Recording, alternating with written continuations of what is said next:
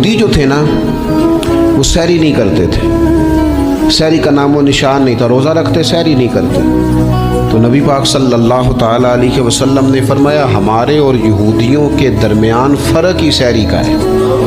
اور نبی پاک صلی اللہ تعالیٰ علیہ وآلہ وسلم نے فرمایا سحری کھایا کرو، سحری کھانے میں برکت ہے۔